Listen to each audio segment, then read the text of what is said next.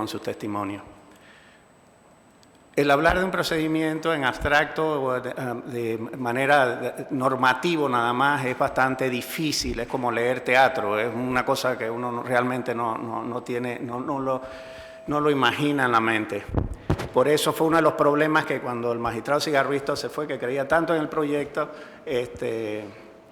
los magistrados, el magistrado Mitchell, que quedó a cargo de entonces la Sala Civil, nos manifestó que el proyecto no se entendía, que no se veía cuál era el gran aporte del proyecto. Entonces lo que yo hice fue recurrir a mi hijo, que tenía en ese entonces 12 años, y le pedí que por favor me hiciera, si podía hacer una caricatura, que estaban de moda en eso, en las computadoras, porque él sabe de eso, como todos los chicos de 12 años. Entonces me hizo algo que ha sido el éxito de mis charlas en este tema, ¿no? También me cobró $50, pero eso no es nada comparado con lo que hizo. Vamos a ver la animación. Discúlpenme los que la han visto, pero realmente es un aporte importante el tenerla.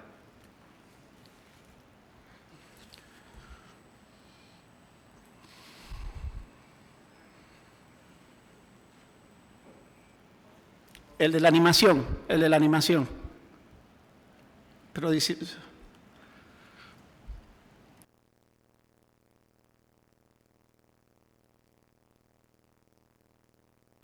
Y voy a presentar mi primera demanda con ese procedimiento.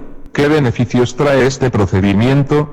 Lo primero y muy importante para los que trabajamos como abogados y los usuarios, el proceso debe durar 8 meses y puede durar mucho menos. Pero ¿cómo pueden hacerlo si el tribunal tiene un montón de trabajo? Es una combinación de proceso oral y la utilización de personal de apoyo dentro de la jurisdicción. Ven, acompáñame y veremos qué pasa.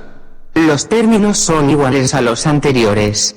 Una vez se haga el traslado y la notificación, se empiezan a computar términos que no pueden ser alterados.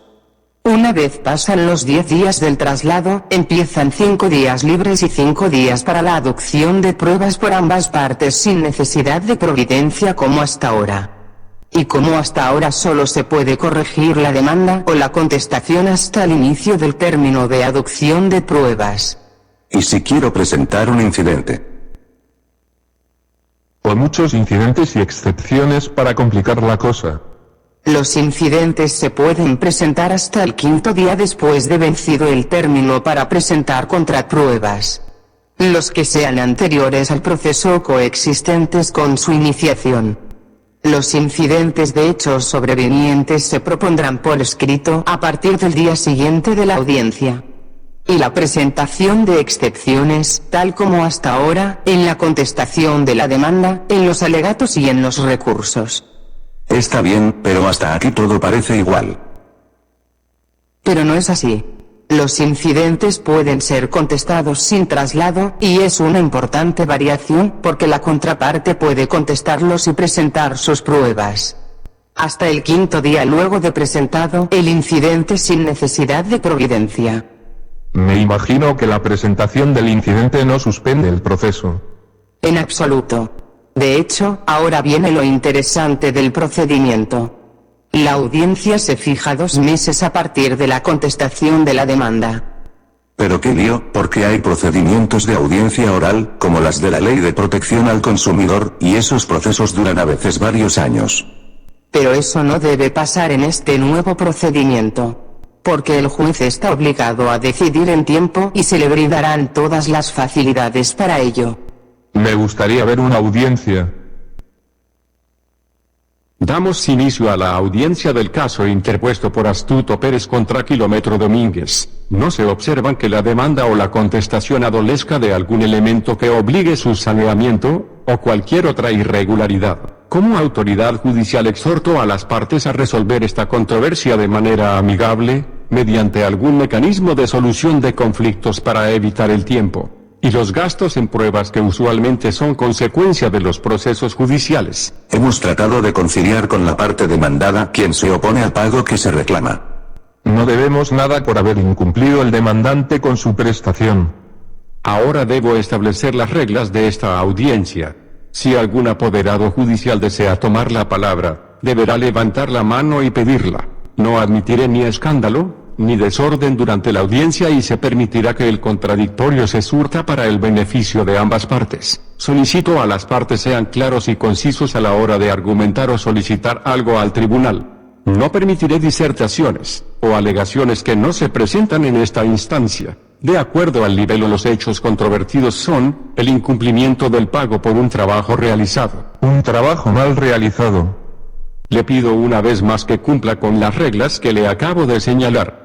Si quiere la palabra, levante la mano. Por lo que he leído de la demanda y de la contestación, ambas partes reconocen el contrato de servicios que se encuentra a foja 5. Tiene la palabra, abogado demandante. Sí, lo reconocemos. ¿Tiene la palabra, abogado del demandado? Sí, lo reconocemos. Se ha presentado la excepción de contrato no cumplido y los siguientes incidentes por parte del demandado. Incidente de falta de legitimidad del demandante Astuto Pérez. Incidente de nulidad por deficiente notificación. Una revisión de la notificación hecha por el Centro de Comunicaciones Judiciales indica que, efectivamente, hubo ciertos problemas para encontrar al demandado, pero, en vista de que se encuentra siendo representado en esta audiencia, no hubo un perjuicio procesal por la irregularidad, por lo que se niega el incidente. Tomé la palabra, abogado del demandado Kilómetro Domínguez. Apelo su decisión de negar el incidente. Se admite la apelación, la que se efectúa en efecto devolutivo y se dispondrá remitir el cuaderno al superior. Sobre el incidente de falta de legitimidad del demandante Astuto Pérez se rechaza de plano por ser manifiestamente improcedente. Apelo su decisión de rechazar de plano el incidente. La decisión de rechazar el incidente únicamente admite recurso de reconsideración, el que solicito formule y sustente. Señor juez, el demandante no es la persona que puede reclamar el pago por cuanto cedió el contrato a otro contratista. Tiene la palabra, abogado del demandante. Señor juez, eso no es cierto, no se ha cedido el contrato, y no se ha presentado prueba de ello a la hora de formular el incidente, que en todo caso debió acompañarse con la prueba.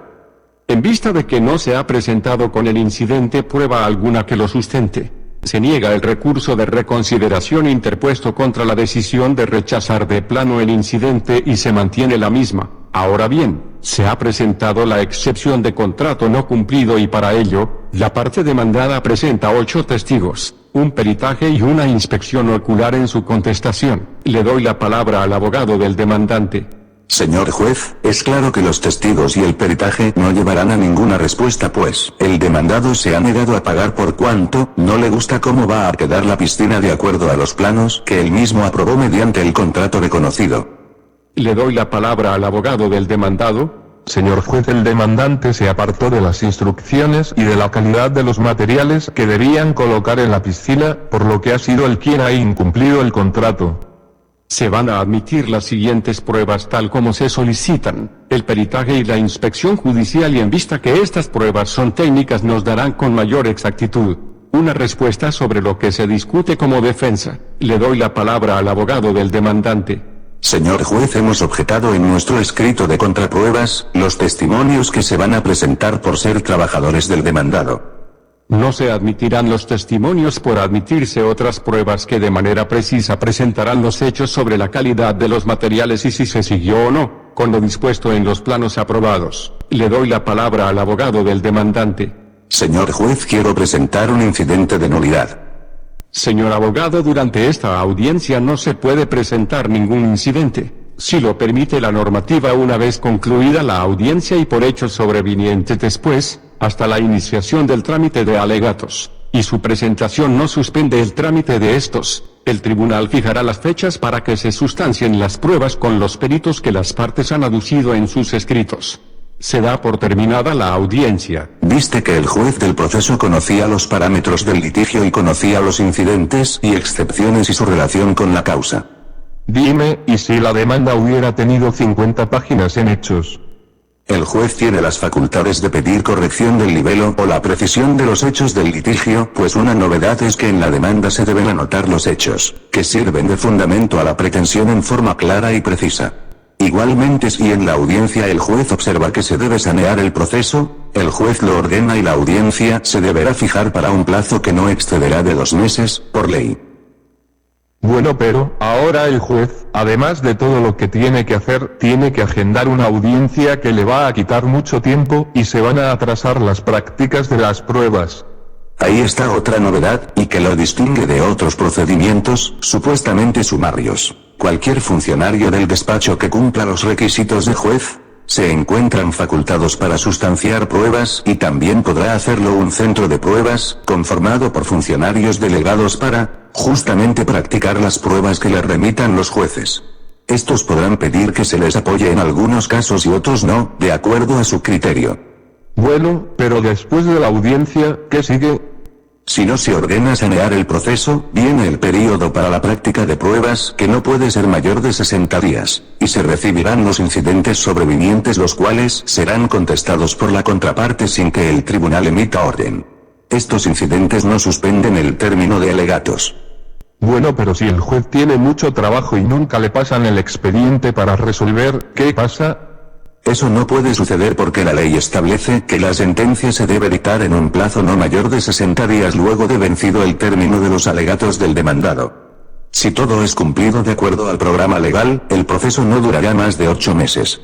Bueno, pero esto es un ideal. Cuando los jueces comiencen a tener varias decenas de causas, se atrasarán inexorablemente porque no pueden hacer más audiencias que los días laborables. Y si se la pasan haciendo audiencias toda la semana, ¿cuándo se dedican a fallar? Es lo mismo que pasa ahora, pero con un compromiso por parte de la administración, con una estadística precisa sobre el tope de casos que puede recibir un juzgador para que cumpla. Se implementarán programas de jueces alternos o de descarga, apenas se empiece el rezago, y así se brindará en forma expedita el servicio público como todos lo anhelan. ¿Pero un proceso judicial puede durar más de 8 meses? Sí. Por ejemplo, si se ordena su saneamiento porque debe ser demandada otra persona, por eso se dan los 2 meses hasta la nueva audiencia para las notificaciones y presentaciones de pruebas y contrapruebas. Igualmente, si se corrige la demanda o la contestación, se atrasa el procedimiento. También puede suceder que un incidente que se niega sea apelado y el superior revoque y declare probada una nulidad, y el proceso se retrotraiga a el estado ordenado por el superior. Pero, ¿el proceso puede durar menos de 8 meses? Por supuesto, en la audiencia el juez puede decidir la causa, si el litigio versa sobre un asunto de derecho y no hay pruebas que practicar. O puede resolver una excepción que se encuentre acreditada, pero deberá escuchar los alegatos de las partes presentes. ¿Y si una parte no va a la audiencia y la atrasa? Se establece legalmente que la audiencia se celebrará el día y hora que se señale y con las partes que concurran.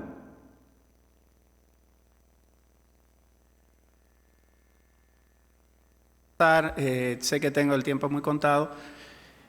Esa es la audiencia, o una audiencia donde el juez va a llevar con conocimiento de las pruebas que necesita para que le prueben la pretensión. Eso es un gran adelanto de nuestro procedimiento.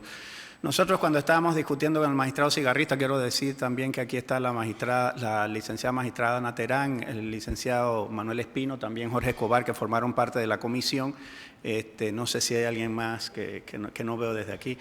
Pero bueno, con el magistrado Cigarrista fuimos todos muy claros en que nosotros necesitábamos el compromiso de la Administración de Justicia de que los juzgados que fueran a trabajar con este nuevo procedimiento tuvieran un tope de casos, que es el escaso estadísticamente posible para que no se atrasaran los casos, porque tienen los casos que sentenciarse o fallarse en los 2 meses después, como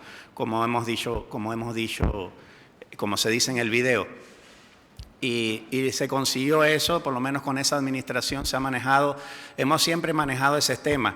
Esto está en primer debate y no ha prosperado mucho porque estamos esperando también que se implementen los juzgados que tienen que ver con la insolvencia, con los tribunales de insolvencia nuevos. Sucedió que coincidentemente el gobierno actual se encuentra muy interesado en subir los niveles de competitividad, los estándares de competitividad del país, porque es un tema económico para el Estado. Y dentro de la Administración de Justicia había 2 renglones que detenían varios puntos de la calificación internacional, y uno de ellos era la ley de quiebra que teníamos desde hace 100 años, y Y entonces también nos pusimos a trabajar ya con el magistrado Michel, eso sucedió antes de este gobierno, pero este gobierno le ha dado mucho interés al tema. Por eso es hoy una ley de la República, porque ese proyecto fue presentado por la Presidencia de la República, el proyecto de ley de insolvencia. Como dijo la magistrada Cal, efectivamente no se han creado los tribunales. Esos tribunales, si se llegaran a crear, y se van a llevar todos los procesos ejecutivos, los simples, y todos los procesos ejecutivos, los universales y los personales y los individuales, y esos son 10.000 procesos en el primer distrito judicial. Si eso sucede, va a abrir el espacio para poder los tribunales de circuito tener espacio para poder trabajar este nuevo procedimiento. Se hicieron, y lo digo rapidito, se hizo una encuesta creo que con 15 jueces de circuito para saber en cuánto tiempo ellos estudiaban un expediente y cuánto tiempo. Se hizo un cuestionario que la licenciada Terán tabuló y que hicimos juntos y se lo dimos a los jueces. Increíblemente la experticia de los jueces es bien alta con respecto al tema de los tribunales. Ellos consideraron que estaban en capacidad de hacer esa audiencia que vieron ustedes en casos aleatoriamente escogidos para que no hubiera ningún tipo de contaminación al respecto. Creo que eran 20 casos por juez y ellos de 8 a 15 minutos manejan el tema con expedientes complejos o simples para llegar a una audiencia y hacer el papel del juez, poder saber de qué se trata y todo. Eso nos indica un poco el tema de la posibilidad de que esta audiencia pueda ser, de que este procedimiento pueda fructificar como un procedimiento. También en el video se hace claro que si los tribunales llegan al tope de casos, como comencé a decirles, las leyes actuales procedimentales le permiten al órgano judicial crear tribunales de desahogo o tribunales alternos para poder manejar ese tipo de casos de más. Bueno, bien condensada toda la información, pero creo que se trata de esto, de ver cómo estamos. Tengo que reconocer y quiero hablarlo al magistrado Hernández León, que se encuentra aquí, se encuentra actualmente muy interesado en que se dé esta aprobación, más que nada también el tema del presupuesto de los nuevos tribunales de insolvencia, que son la base fundamental que nosotros le hemos pedido hacia.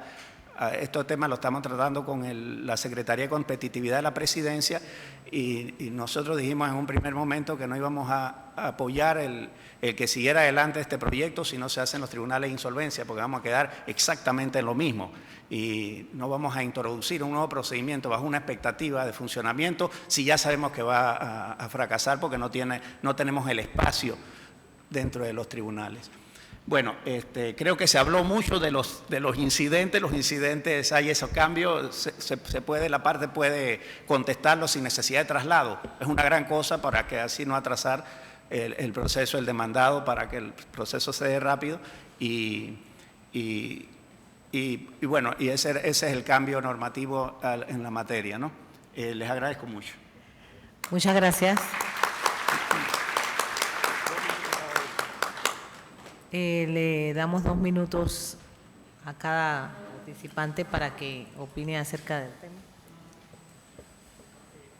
Sí, buenas tardes, magistrado Espino. Me imagino que en cuanto a la contestación del incidente sin necesidad de traslado, parte del hecho de que la articulación procesal sea admitida, ¿no? Por el juez.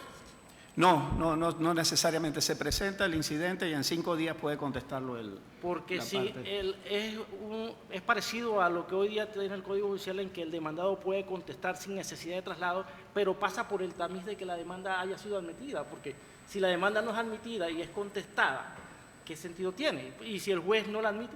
No, puede ser que sea completamente inadmisible, que sea el incidente que no deba admitirse o rechazarse de plano. Pero eso lo hará el juez en su decisión. Lo que estamos nosotros planteando es evitarle al juez tener que hacer el traslado. El traslado se va a tener que hacer si la parte no contesta en 5 días. Vale, Y eso ya es válido. lo que veo es que en un momento dado, si el juez lo rechaza de plano por improcedente, evita tener que darle la oportunidad al demandado ante una... Claro, exactamente, ese es el ahorro del tiempo, ¿no? Y eso es importante. ¿Alguien más? Magistrado Espino, recordando los tiempos de la comisión y una discusión constante que era el tema del saneamiento. ¿Qué ocurre en el momento en que se está desarrollando la audiencia y el juez decide ordenar el saneamiento de la demanda por algún defecto de forma? El término no está fijado en la modificación que se hizo.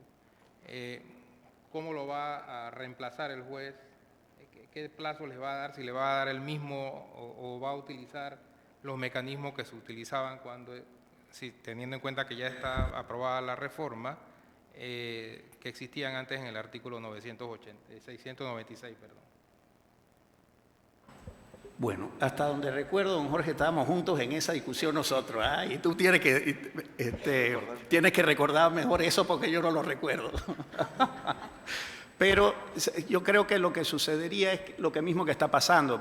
Se ordena corregir la demanda y hay una nueva presentación. Comienzan a correr los términos nuevamente, si falta algún demandado o algo, ¿no? No era para complicarlo, sino era simplemente por el tema del término, como la norma no lo establece, y dice sanear al proceso de acuerdo a lo que establece el artículo 696.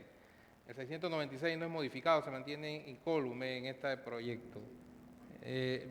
Todas las explicaciones que tiene el 696 van en torno a las nulidades, a requisitos de forma, incorporar nuevas partes al proceso. Y en eso iba la pregunta, y para recordar las discusiones que tuvimos, que fueron bastantes. ¿Qué término? O sea, si va a utilizar el mismo o el juez en base a la libertad que le concede el 2265 y el 696 puede fijar un término nuevo. Bueno, yo te contestaría que lo que tú quieras. Yo realmente no tengo no tengo un criterio ahorita sobre eso, ¿no? Tendríamos que ver las posibilidades que una cosa u otra pudiera presentar. Listo. Gracias. Ok, eso es todo. Contamos. ¿Falta? Magistrado, no me lo listo. No sirve. Ese no sirve. Magistrado, es que yo entiendo que lo que usted afirma como propuesta en este proyecto, que es interesante, es que se contesten los incidentes antes de admisión de las mismas. Esa es la idea. Yo entiendo que también el Código Judicial establece que para interponer o proponer incidentes es necesario primero contestar la demanda. Es decir, que desde la contestación de la demanda hasta tal y tal cosa. Sí, eso Entonces, ese es un presupuesto, porque ya el demandado sabe exactamente en qué consiste la pretensión y conoce la articulación de la demanda. De modo tal que allí, y eso sí ahorra tiempo, y además también hay otra norma en el Código Judicial, que no sé si la van a tocar, que dice que la persona que en un escrito se manifieste sabedor, lo que se llama conducta concluyente, creo que es lo que le dicen, se manifieste sabedor, dice la norma, de esa resolución o haga referencia a ella, se entiende por notificación. Así es que eso como que provee a la aceleración y hay avances en nuestra legislación en ese sentido, ¿no? Ahora, yo le quiero preguntar, ¿ustedes revisaron el procedimiento marítimo a los efectos de ir recogiendo aquellas experiencias importantes que hay en el procedimiento marítimo para la ventilación de los juicios? No solo el procedimiento marítimo, también pasaron por la comisión los magistrados de los tribunales de comercio, los tribunales del tercer tribunal superior, dándonos todas las impresiones que tenían sobre el tema de la celeridad del procedimiento. Realmente fue un trabajo muy acucioso que se hizo bajo la coordinación del magistrado Cigarruista, que seguramente va a poner en alguna de las preguntas o en alguna de las respuestas lo concerniente a la comisión y a los trabajos de la comisión.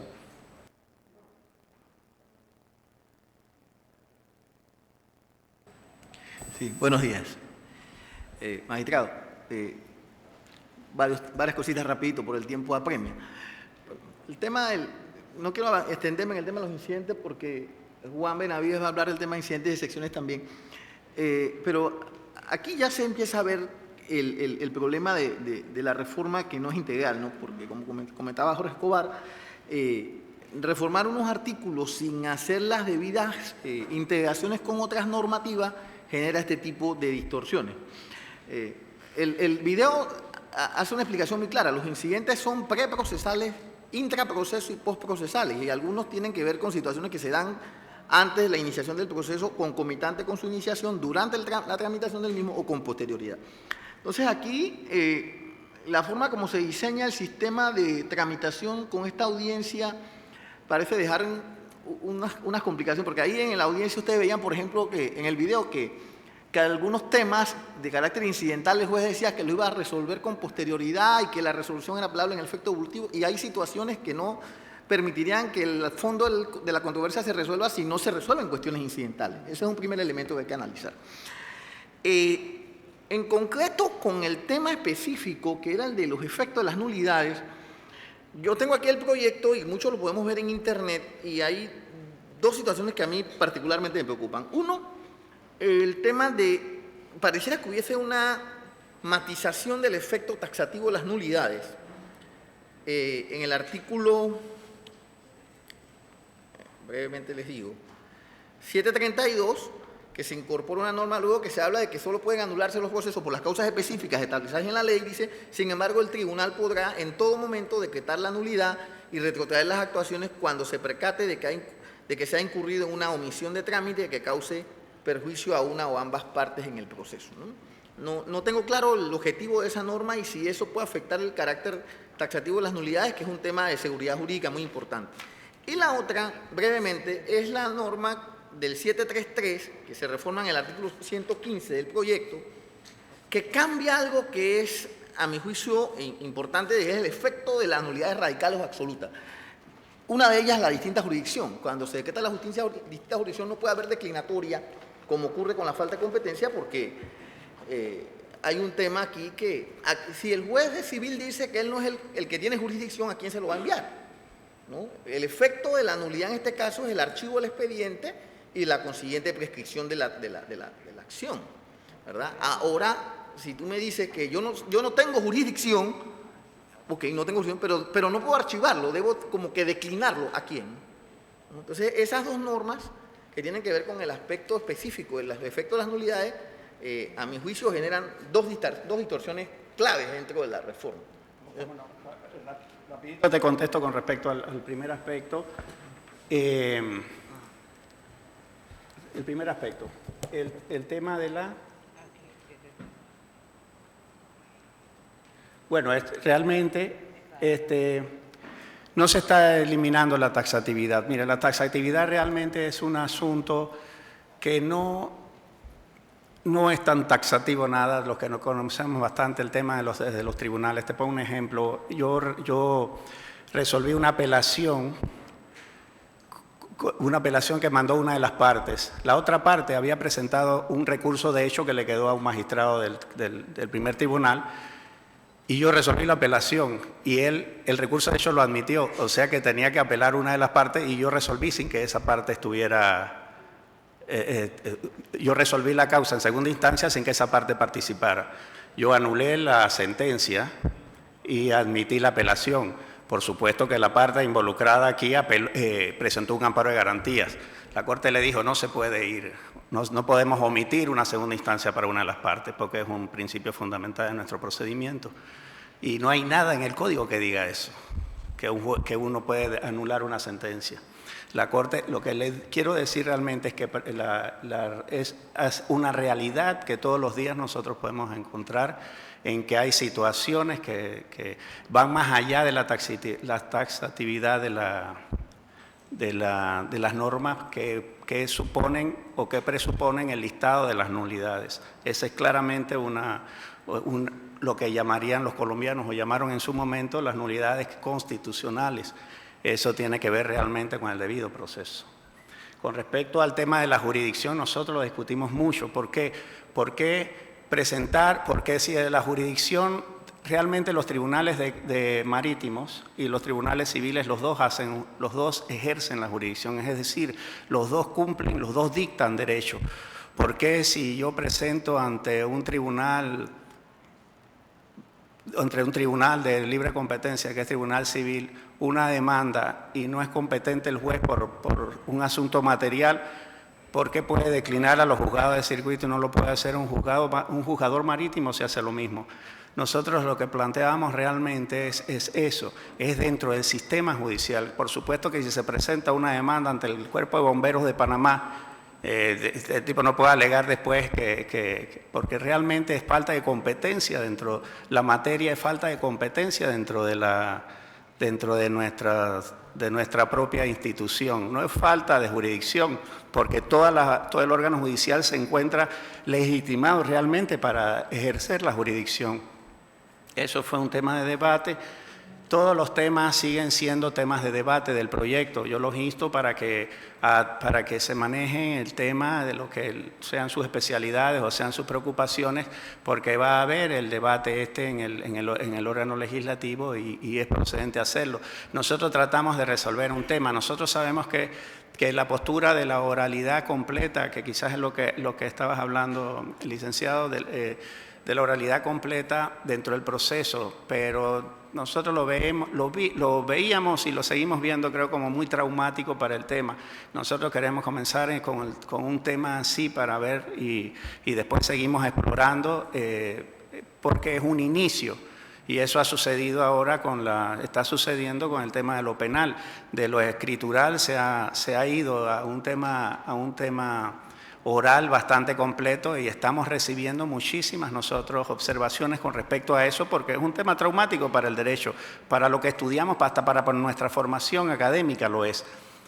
Esto es un inicio para comenzar a pensar en que el abogado tiene que presentar argumentaciones, tiene que discernir los casos, tiene que saber sustentar sus pretensiones y tiene que saber fundamentar bien sus alegaciones y sus argumentaciones para que podamos nosotros los jueces en algún momento poder resolver las causas y que prosperen las posiciones de las partes, ¿no? Agradecidos con la participación y el tiempo que han respetado. Seguimos entonces, continuamos con el licenciado Jorge Escobar, el cual nos va a hablar de los cambios en el sistema de recepción y práctica de pruebas. Buenas tardes. Bien, como el tiempo es bien medido en esta mesa redonda y desde un principio el profesor Navarrete nos dijo a nosotros que había un término, después nos lo redujo en el tiempo y hoy me dice que eran menos tiempo, así que vamos a tratar de que en una apretada síntesis resumir y condensar. Ser claro, preciso, conciso y profundo, como decía un profesor mío de la universidad.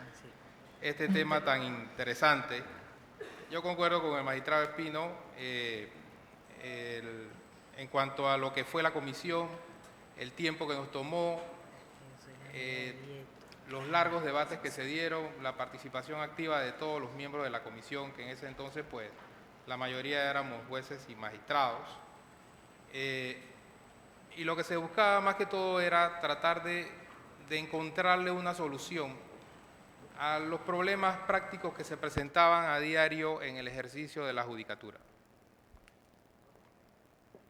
Eso nos llevó a nosotros, en cuanto al tema específico en el tema de las pruebas, a encontrar figuras procesales que en el tiempo nos fuimos dando cuenta que incluso fueron incorporadas a la Administración de Justicia, como es el tema del juez delegado. Se plantea una reforma al artículo 782, que habla sobre las pruebas, donde se permite que para que exista un mejor desempeño del tribunal, el juez pueda nombrar a un funcionario, tal como lo vieron en el video que mostró el magistrado Espino, a un funcionario que reúna los mismos requisitos que para ser juez, porque no se podía especificar, puesto puede ser en la jurisdicción de circuito civil o en la jurisdicción municipal civil, para que lleve a cabo la práctica de las pruebas, no para admitirlas. Ojo, el juez delegado solamente va a actuar para practicar pruebas. ¿Qué es lo que se busca con esta figura? Primero, ahorrarle al Estado, porque designar a un juez adjunto, como ocurre actualmente, o designar a otro juez para que practique pruebas, implica el tema presupuestario.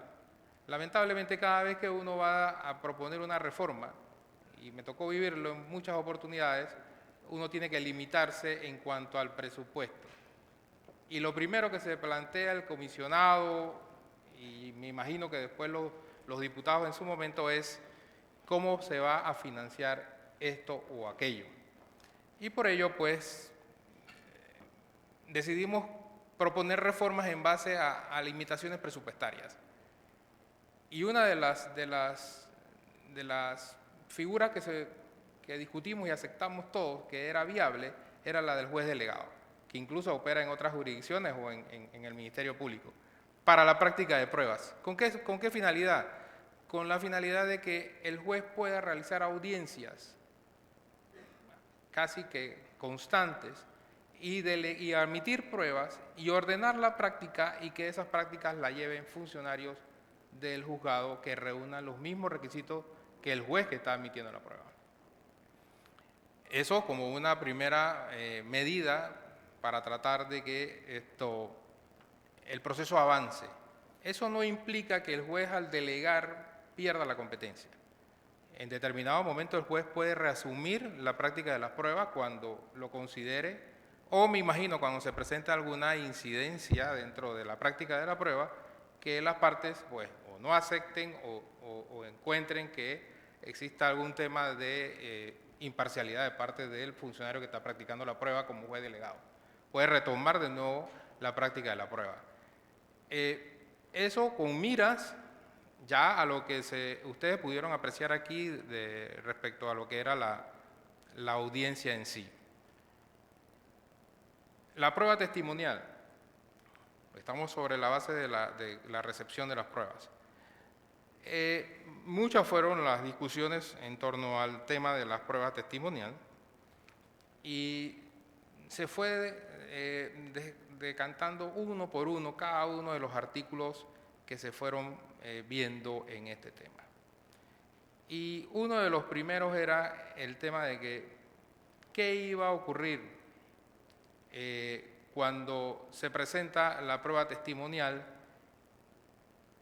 y existe esa tendencia a presentar muchos testigos, existe la tendencia de presentar muchos hechos en base a una discusión que data ya de los años 90 sobre el artículo 948, referente a que solamente se pueden presentar hasta 4 testigos por hecho.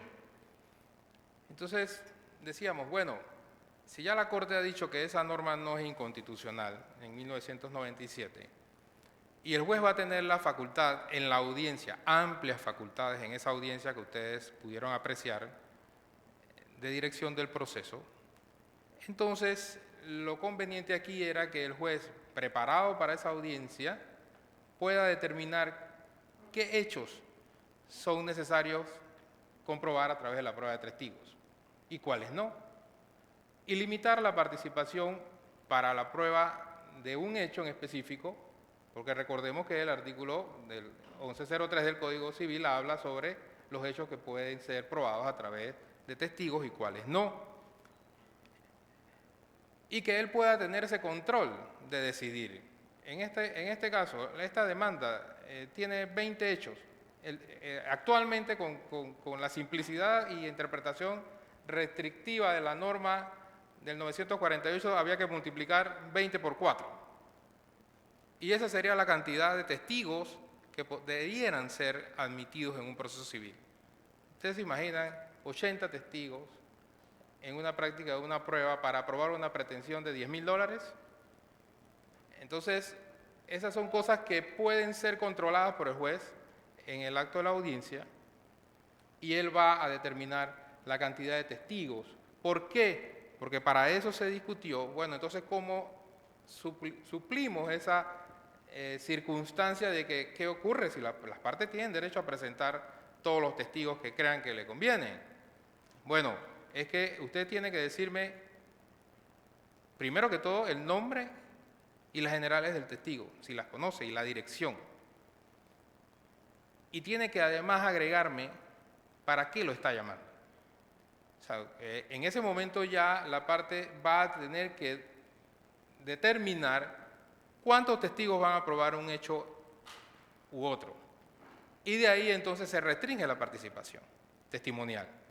Si se tiene concebido que por disposición legal y por jurisprudencia que dos testigos que coincidan en modo, tiempo y lugar hacen plena prueba sobre lo que están declarando, entonces ¿para qué vamos a aceptar 5 o 6 testigos por un mismo, para demostrar un solo hecho?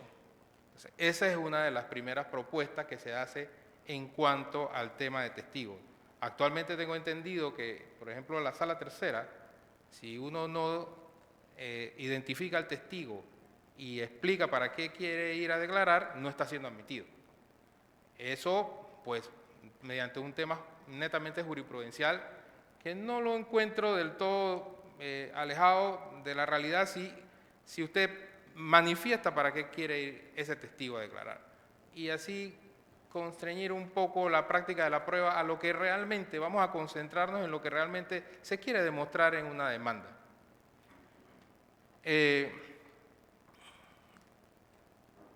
En materia también de testimonios, podríamos hablar sobre el tema de las ratificaciones. Actualmente, cuando se presentan el tema de las ratificaciones de las declaraciones que se han rendido ante juez o ante notario de manera anticipada a un proceso, se presentan para la práctica de la prueba y simple y sencillamente pues la otra parte tiene la oportunidad de solicitar, hacerle repreguntas o preguntas a ese testigo que ya ha atestado ante un juez o notario.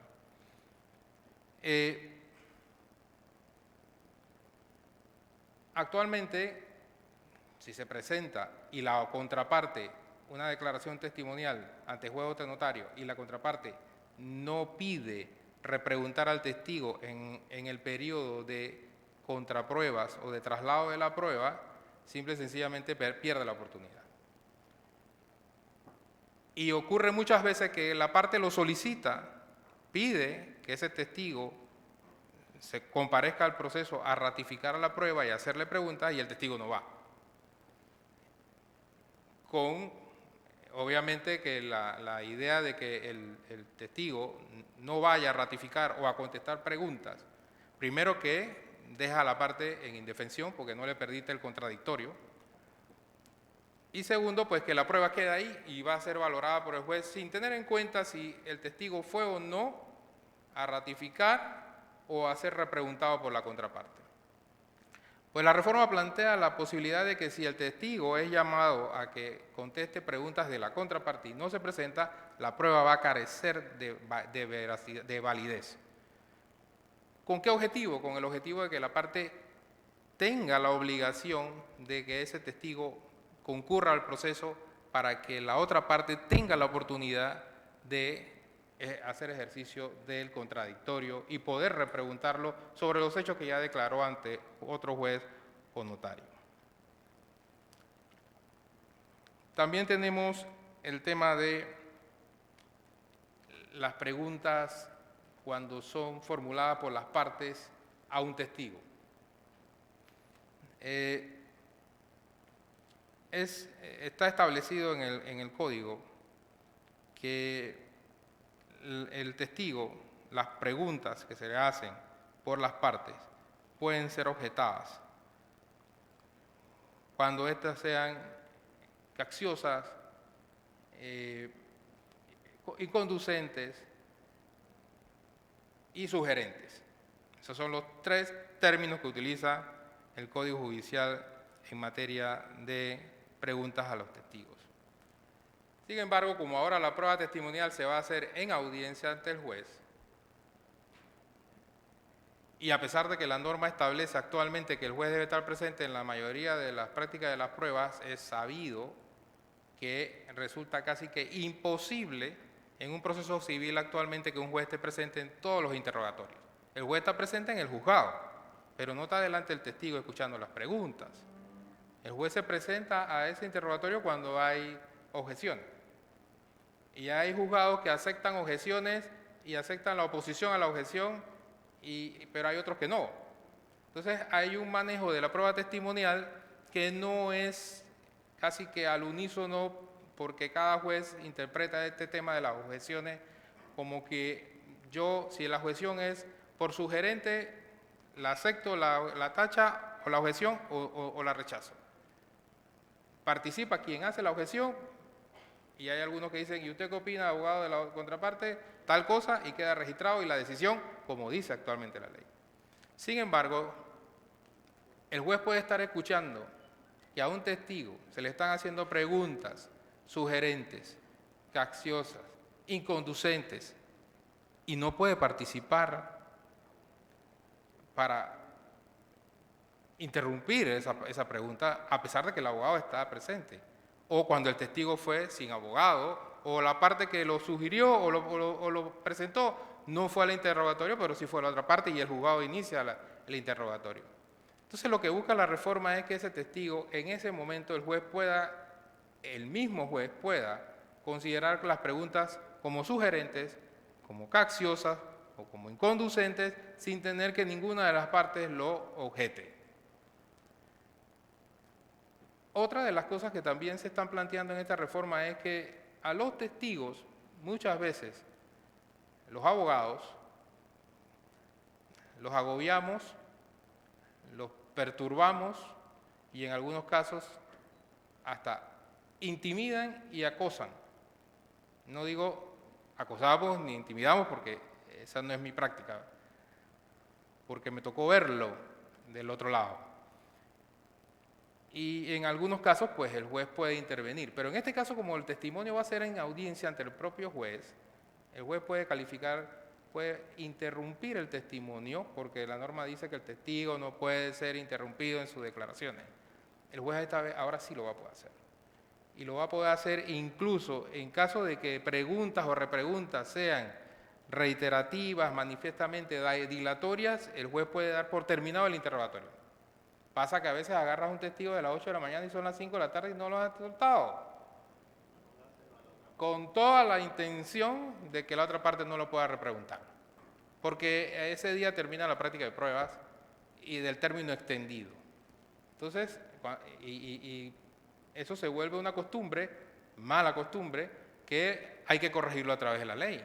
Entonces, eso fue lo que propuso la comisión en base a vivencias que tenían los jueces en los procesos. En el tema de las multas también, se aumentaron las multas. Hay testigos que son citados y no van.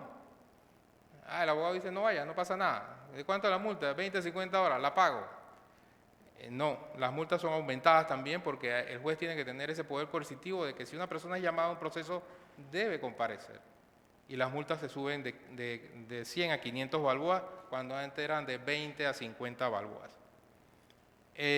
Igual ocurre también con la prueba de los peritos, o cuando se realiza una prueba de inspección, que la parte que no está de acuerdo con el acta de la inspección dice que la impugna, que se opone a esa acta, y no demuestra nunca por qué se está oponiendo, por qué la está impugnando. Entonces, ahora la parte que impugna un acta o una diligencia de inspección y no comprueba las razones por las cuales la está impugnando, va a ser multado también. Los peritos, el tema de la prueba pericial se torna siempre un tanto de discusión, de comentarios en cuanto a por qué los peritos, el perito del tribunal sobre todo. Es un tema de vieja data. La comisión consideró la posibilidad de que el juez podrá designar peritos y no como actualmente que el juez cuando se trata de alguna prueba que no domine esa expertise, debe designar perito. O sea, se deja a discreción del juez designar o no perito, para que si cada parte tiene un perito y van a ir sobre una misma prueba, esto es un tanto como utópico.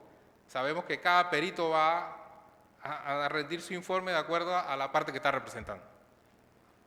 Y que siempre el perito del tribunal es como la medición, el intermedio para regular eso. Pero nosotros tenemos que ir avanzando en las nuevas fórmulas de solución y en el derecho procesal civil moderno. El juez no puede estar impávido a ver que si hay una prueba de una parte y la otra prueba es de otra, tiene que entrar a analizar esos peritajes y determinar qué es lo que se pedía, sobre qué se está practicando la prueba, para llegar a sus propias conclusiones. Los peritos lo único que le van a ayudar, a auxiliar, es en la parte técnica, pero toca al juez hacerle la evaluación y tomar una decisión sobre una prueba pericial en ese aspecto. Y de ahí pues que la prueba solamente pueda ser utilizada por un perito de cada parte, como ocurre actualmente en los arbitrajes, y no pasa nada. Eso se está regulando también. Quedan 2 minutos. Bien, por eso que les decía que esto de la limitación de tiempo ya era una cosa de mala fe, del profesor Navarrete. Nos saltamos y nos vamos al último punto, que es la audiencia preliminar, o la audiencia, de la que ya ustedes vieron el video aquí. Miren, el tema de pruebas en audiencia, en un proceso civil, es lo más moderno que se ha podido plantear en esta reforma. ¿Por qué? Porque acelera el proceso, acorta los términos para irnos, después de contestar a la demanda, 15 días de saneamiento para que el proceso quede abierto a prueba, 15 días hábiles son 3 semanas. Si cuando ya uno va al proceso, las partes ya han tenido previamente encuentros, ya todo el mundo sabe por qué A te está demandando a B. Y ya cada parte debe estar preparada para ese proceso. Entonces, alargar los términos como actualmente están en el Código Judicial, lo que se pretende con esta reforma es, primero que todo, acortar ese tiempo a 5 días y que todo el mundo cumpla con la presentación de pruebas, contrapruebas y objeciones para que el día que se llegue a la audiencia el juez esté preparado y pueda resolver esa admisión y ordenar la práctica de la prueba. Y ahí mismo designar al delegado que va a practicar la prueba. Entonces, son soluciones que tienden a acelerar el proceso civil. Se le acabó el tiempo. Para conveniencia de las partes. Cualquier pregunta, estamos a la orden.